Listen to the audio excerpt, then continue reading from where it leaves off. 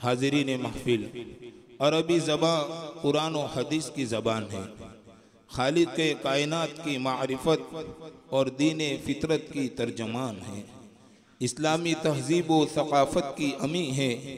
इस्लाम व मुसलमानों की बैनुल अक़वामी ज़बान है। अरबी ज़बान बतौर अदब व सक़ाफ़त के शायद दुनिया की तमाम ज़बानों से कहीं ज़्यादा अदबी ज़ख़ीरे से माला माल है। सबसे बढ़कर हमारा ये ईमान है कि ये अरबी ज़बान आसमानों की, फरिश्तों की और जन्नत की ज़बान है।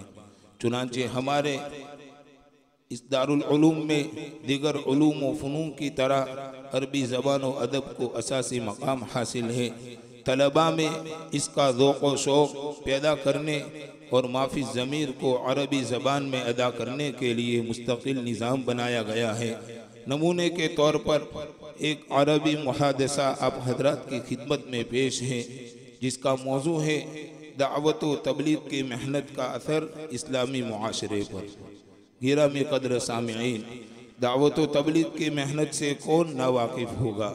इस्लामी मुआशरे को संवारने और आखिरत फरामोश दुनिया की मोहब्बत से सरशार लोगों को आखिरत के याद दिलाने में इस काम का बहुत ही अहम रोल और किरदार है। इसकी सरगर्मियाँ और दुर्रस असरात पूरे आलम पर छाए हुए हैं। चुनांचे हमारे तालिबान उलूम नबूवत पूरे साल असातिज़ा की निगरानी में उलूम दिनिया हासिल करते हैं और सालाना 2 माह की तातीलात के ज़माने में दावत व तबलीग के लिए अपना कीमती वक्त फारिग करते हैं और इनके वालिदैन भी बखुशी इनके लिए निकलने के असबाब व वसाइल फराहम करते हैं। इसी मौजू पर अरबी ज़बान में एक दिलचस्प मुहादसा पेश है, जिसे 4 तलबा पेश करेंगे। मौलवी फ़रहान बावलचूड़ी, मौलवी मोहम्मद खरियासनी, उमेर रवियाना मुताल्लिम दर्जा अरबी सोम, अहमद मुलाना मुताल्लिम दर्जा अरबी सोम तशरीफ़ लाए और मुहादसा पेश फरमाएं। अस्सलामु अलैकुम व रहमतुल्लाहि व बरकातुहू। وعليكم السلام ورحمة الله وبركاته. يا سهيل، إلى أين تريد بهذه السرعة؟ كأنك راكب على جناح الشيطان. أريد الوصول إلى محطة القطار لأدرك القطار أشرم إكسبريس الذي يحملني إلى مدينة دهلي. هل أنت تريد يا أخي سهيل أن تقضي هذه العطلة السنوية لزيارة الأماكن التاريخية بالجولات والسياحة؟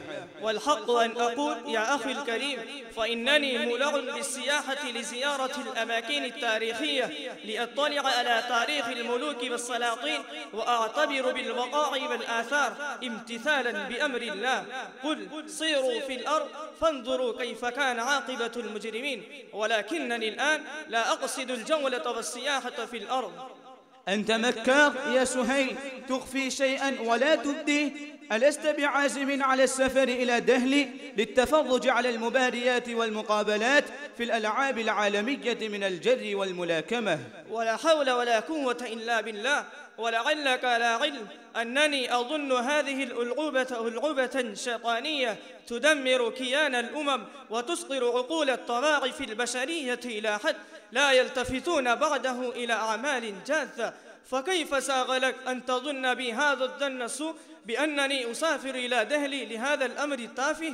عفوا ومعذرة يا صديقي، ما كنت أعرف أنك تبغض هذه الألعوبة إلى هذا الحد القياسي. الله يحفظك ويحميك، ولكن ها هنا يبقى سؤالي: وما أوضحت لي قصدك إلى دهلي حتى الآن؟ أما تعرف يا أخي الكبير أنني قد كنت سجلت اسمي قبل أيام قليلة في قائمة جماعة الدعوة والتبليغ. انظر أسماء المترشحين في هذه القائمة. أي القائمة هذه؟ ومن هؤلاء الذين سجلوا أسماءهم في هذه القائمة للدعوة والتبليغ؟ ألسنا في سبيل الدعوة والتبليغ؟ ألسنا نقوم بعمل الدعوة والإرشاد في حياتنا الطلابية؟ وأي دعوة هذه سجلت لها اسمك؟ يا أخي سهيل، إني لك ناصح أمين أشير عليك ما ينفعك في مراحلك التعليمية ويزيدك علما ومعرفة. دع عنك هذه الدعوة والتبليغ واغتنم اغتنم فرصة العطلة السنوية وشغل نفسك في مطالعة هذه الكتب إذا هبت ريح الإيمان لسماحة العلامة السيد أبي الحسن علي الندوي، النذرات والعبرات للسيد مصطفى لطفي المنفلوطي. إنك فتى هازم رشيد يا صهيب، أنت تعلم متطلبات الأمم ومقتضيات الطوائف البشرية، وإن جماعة الدعوة والتبليغ تسد هذه الحاجة إلى حد كبير، ومن المؤسف أنت في جهالة عن نشاطات هذه الجماعة وفعالياتها.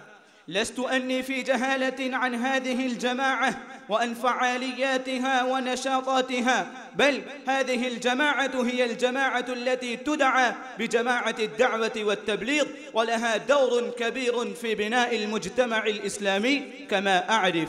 والحمد لله وله الحمد كله. لست أنت في جهالة عن نشاطات هذه الجماعة ودورها العظيم، وفي الحقيقة هي حركة إيمانية هبت ريحها كحبوب العواصف في العالم كله من أدناه إلى أقصاه. يا أخي صهيب، دع التورية والكناية وكن لي بالصراحة، أما سجلت اسمك في هذه القائمة حينما ورد مسؤول الدعوة والتبليغ إلى مدرستنا الحبيبة؟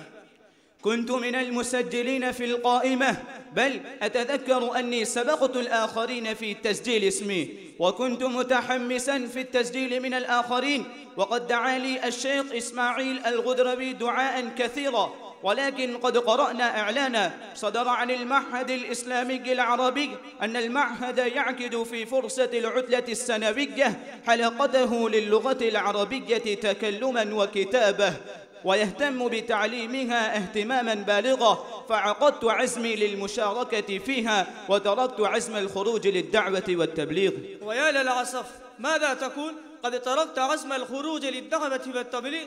ألا ترى أن الله تبارك وتعالى يقول لنبيه صلى الله عليه وسلم: يا أيها الرسول بلغ ما أنزل إليك من ربك وإن لم تفعل فما بلغت رسالته، إنك قد قرأت طول السنة تحت رعاية الأساتذة، فعليك أن تبلغ ما قرأت من الدين إلى خلق الله في إجازات المدرسة، وأنك قد قلت الآن أنني سجلت اسمي في قائمة المسؤولين الدعويين، فعليك أن تفي بوعدك، وإن المؤمن لا يخلف وعده، فهل عندك عذر من الأعذار؟ عفوا ومعذرة يا صديقي، إنني لا أستطيع الخروج، إنني أريد أن أقضي هذه العطلة السنوية في تعلم اللغة العربية وآدابها، وأما العذر الهام الذي دفعني إلى هذه الحال فهو قلة المال والنفقة المطلوبة. ويجدر بي أن أذكر أنني لم أخرج للدعوة والتبليغ في حياتي ولو مرة واحدة، فلا أعرف شيئا من أصول الدعوة وتروك أعمالها، فأي فائدة يجنيها المسلمون مني؟ فليس لك مانع أن تعلم اللغة العربية وآدابها، أجلها إلى العام الدراسي الجديد إلى شوال، تسنح لك فرصة سعيدة في حرم المدرسة تحت رعاية الأساتذة البارعين. وأما عذرك لعدم المال والزاد وقلة النفقة فلا تتفكر عن هذه الناحية، فإن الزاد ومصارف السفر عندنا كثير، فصمم عزمك ولا تضيع وقتك الثمين. إنني مستعد ولرغبة في الخروج، ولكن يا سهيل، لكن ما هو لكن؟ دع هذه الأعذار الواهية، امشي معنا. السلام عليكم ورحمة الله وبركاته. وعليكم السلام ورحمة الله وبركاته. أيها الإخوان، إلى الآن أنتم بقيتم في الطريق وما وصلتم إلى المحطة، قد تأخرتم كثيرا. من هذا الولد؟ ولماذا صحبتم هذا الولد معكم؟ هذا زميلي في الصف، وكنا في الطريق إلى المحطة فإذا هو يمشي أمامنا، فذكرته وعده للخروج ل40 يوما، وقد تهيأ بعد تردد وتفكير عميق، لكنه يشكو عدم الزاد والنفقة وأنه لم يستأذن أخاه الكبير. يا ابن أخي، أهنئك تهنئة قلبية وأنني مسرور منك جدا. وأما عذرك لعدم النفقة والزاد فإن الزاد عندنا كثير، ولك بشرى أن التذكرة المحجوزة متوفرة لك. الوقت ضيق وموعد القطار قد حان، ولا يمكن لك أن ترجع إلى البيت وتصل إلى المحطة في الميعاد. يا أميرنا المحترم، أرى مناسبا أن تتصل بأخيه عاطفيا وأخبره أن أخاه الصغير مستعد للخروج في سبيل الدعوة والتبليغ، وإنني أظن أن أخاه الكبير برهان المرغينان من أصدقائي. السلام عليكم يا شيخ برهان. وعليكم السلام يا شيخنا أبا بكر، ما شأنك ولماذا اتصلت بي هاتفيا؟ يا برهان، أخوك الصغير مستعد ل40 يوما، وأنا أستأذن له في الخروج للقيام بعمل الدعوة والتبليغ، ويستفيد من هذه الجولة الدعوية أكثر مما يستفيد الإنسان من الدرس والمطالعة. لا بأس، هذا أحسن ما فعلت في جنب ما أملت من البر والخير، وأنا آذن له في الخروج راضيا، شكرا لك ولأصدقائك الخارجين. يا شيخ برهان، نحن في الطريق إلى المحطة، وموعد القطار قد قرب، ولم يبق منه إلا نصف ساعة، فأرسل لأخيك ملابسه والجهاز الضروري للسفر، فأرجو الإسراع منك. أنا أرسل عاجلا أحدا من إخوتي بملابسه مع بعض مصارف السفر. شكرا شكرا، جزاك الله خيرا. السلام عليكم ورحمة الله وبركاته. وعليكم السلام ورحمة الله وبركاته. أستودع الله دينكم وإيمانكم وأمانتكم وخواتيم أعمالكم. هنيئا لك يا ابن أخي، قد أذن لك أخوك برهان في الخروج معنا، بارك الله في سفرك هذا. ما شاء الله.